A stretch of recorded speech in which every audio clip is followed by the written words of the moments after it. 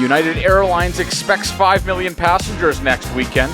Star Alliance takes home the title for Best Airline Alliance. And I answer a question that a number of you have had the last couple weeks. Let's talk about it today on episode 11 of Just Plain Fun.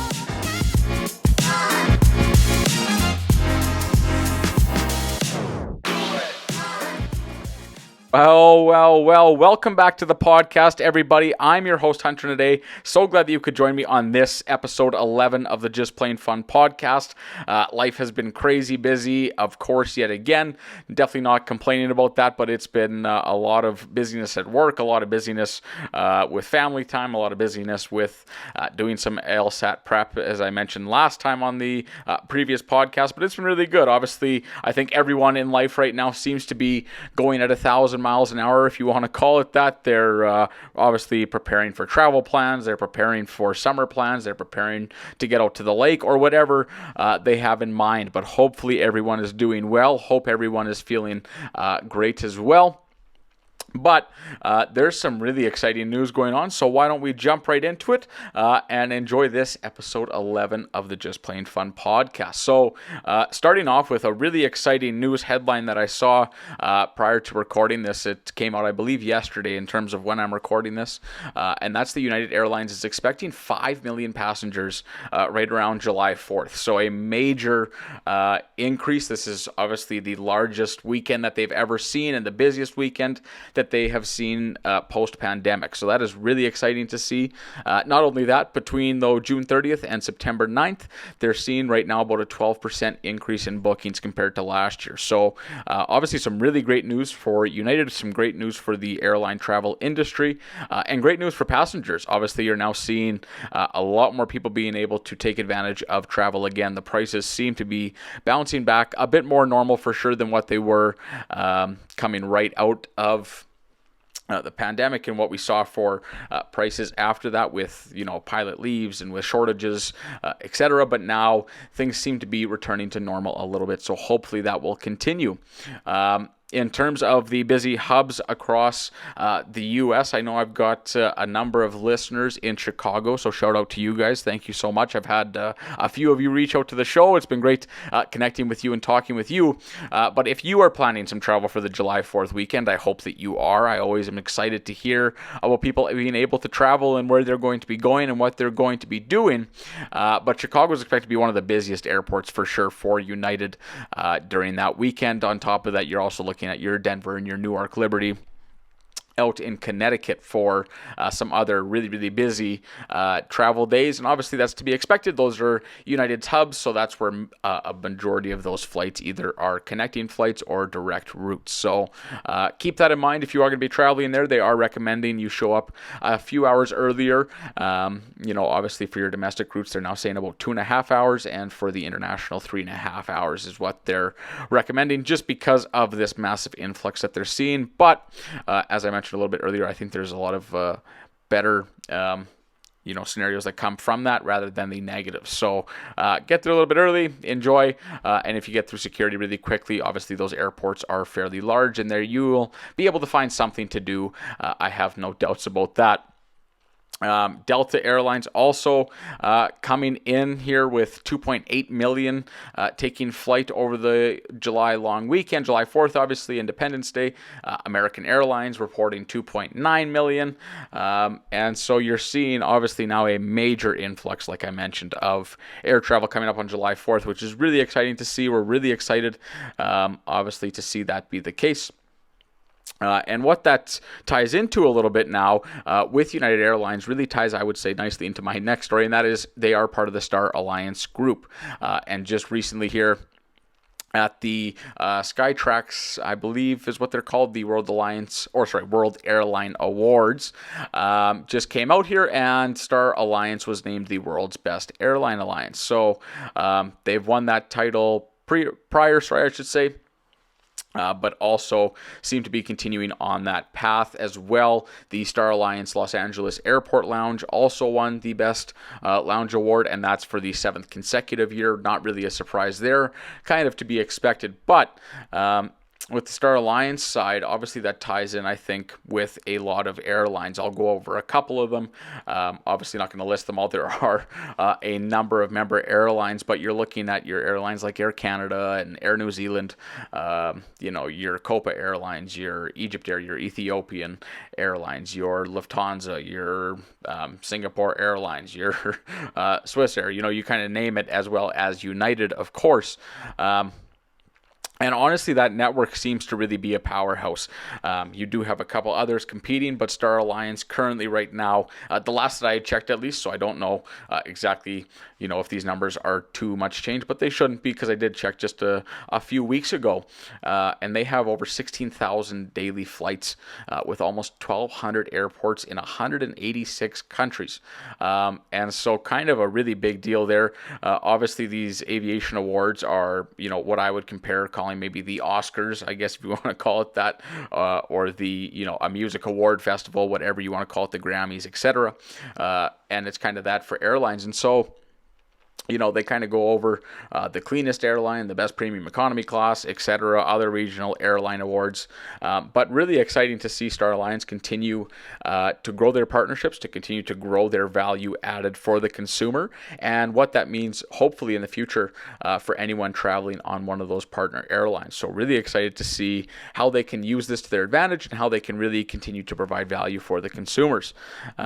And again, kind of on that loyalty boat, there's a question that I've gotten quite a bit from quite a few listeners. And so first off, I want to say thank you for reaching out to me with your questions. If you do want to find me, I'm at JustPlainFun380 on Twitter. You can DM me there for sure. It's been so fun again to be connecting with so many of you, talking with you guys in my messages, and hopefully now this will be answered for you. I know that there were a number of you that I said, oh, hey, you know what, I'll answer that in a couple podcasts. I think it's a bit easier to do it this way than to be going continuously back and forth on a direct message. But if you do want some more intricate details or some more questions on how I valued these, why I valued them this way, absolutely reach out to me. We can discuss that. We can go over some of the intricacies.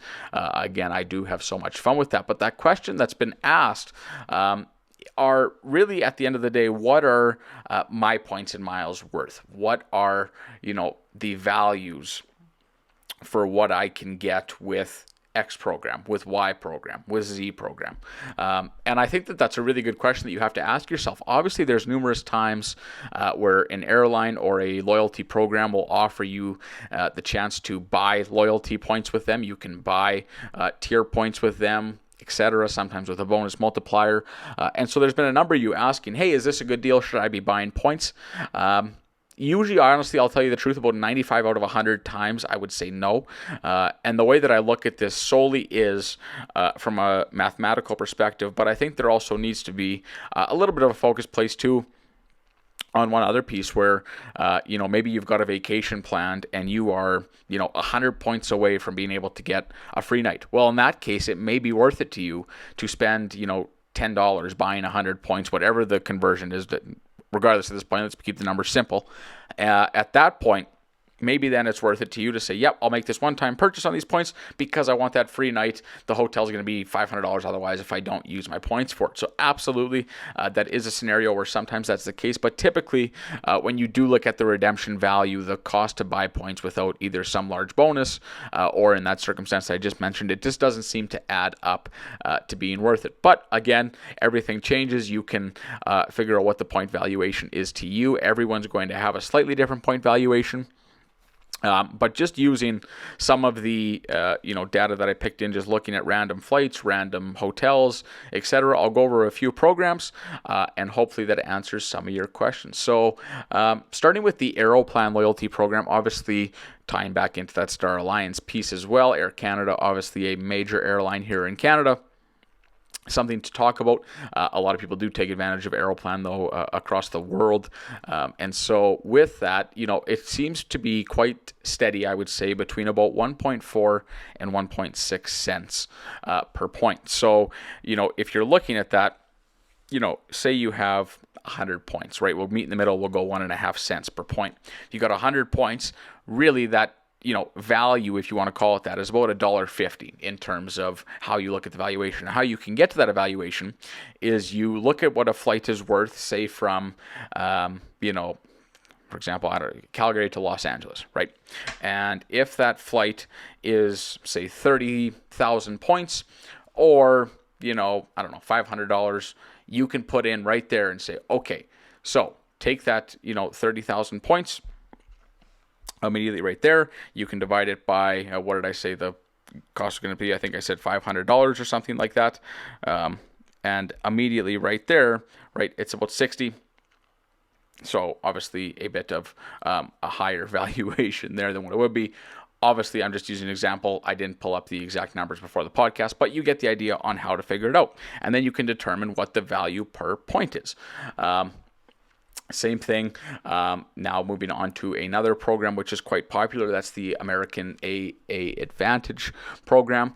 Usually around there, you're going to see about 1.75 to 2 cents per dollar of value, and that's the same with American Express. Typically about 2 cents would be about the average, but again, sometimes you have your bonuses with a credit card sign up, or you have bonuses with, buying gift cards somewhere. You have bonuses if you spend this much money, you get a multiplier on it, and that's really at the end of the day, I think, where you can kind of find these niche little pockets, and it becomes almost a game with the loyalty program. And as long as you're within your means, you're not changing your spending habits, you're still buying stuff that you would have to buy anyways, it can be a really nice way to get some free travel, to get some value added, as opposed to the consumer who doesn't use a loyalty program and is solely just going with what face value is. And that's, of course, okay too. Some people just find they don't have the time or the love or the passion for the points and miles game. That's fine. If that's not you, you've probably already turned off the podcast by this point anyways, so that's okay. I should be mostly talking, I'm sure, to people at least somewhat interested in the idea of this. Chase Ultimate Rewards, again, similar to Amex, they're usually around that 2 cents. Delta Sky Miles, usually around 1.2 to 1.3 cents. One other one that I will go over as well, just a couple more before I switch in to hotels, is the Air Miles program here in Canada. A very, very large program, for sure the largest loyalty program in Canada. A lot of retailers, a lot of partners. And on that one, depending what you're looking at, you could find value, honestly, from anywhere from 10 cents per point to, up to 25 cents per point. Like, you can really get some major value depending how you allocate it, depending how you spend it. And depending on what tier you are, sometimes you can find a little bit less value. Sometimes you can find a little bit more. But my argument would be, honestly, on most things, you're going to be pretty safe at a 10 cent per point evaluation, which is really, really high, really, unexpected, I guess you could say. But then again, at that same token, sometimes the cost per point to achieve those points can be higher as well. And that's something you need to factor in when looking at that. Moving into a few of the hotel points, because I know that I had a few people ask, hey, should I buy these hotel points? What I would say is the Marriott Bonvoy is worth about, I would say, 84 cents per dollar. And that's going to get you, I think, really just that main piece of, you're getting a hotel room for the night. That's where you're going to find your value. One other one, Wyndham Rewards. Obviously, again, I'm totally generalizing this. It depends on what loyalty status you are, what level or tier you are. But usually there you're going to find around a 1 cent per point evaluation. So if you're looking at buying points and they're valuing them, usually they'll, I've seen anywhere from 2 to 20 times the value to sell the points. Typically not worth it, but again, that's something that you need to look into yourself, see if it's worth it for you, and then you can work from there. But with that said, that's about all the time we've got for today's episode. I do have to go, unfortunately, right now, but it was a lot of fun talking with everyone here. If you do want to reach out to the show, I'd so appreciate that. Love hearing from the listeners. Of course, you can find me on Twitter, as I mentioned before. I'm Just Plain Fun 380. On YouTube as well, Just Plain Fun A380. And be sure to subscribe on your favorite podcast player. That way you're never going to miss a future episode whenever that gets released. Hopefully, we'll be getting back to a schedule that's more than just once a week, but for the time being, obviously, things have been quite busy. But with that said, hope everyone has a wonderful rest of their day, rest of their weekend, whatever the case may be, whenever you're listening, and we will talk to you all again very, very soon. All right, thanks. Bye.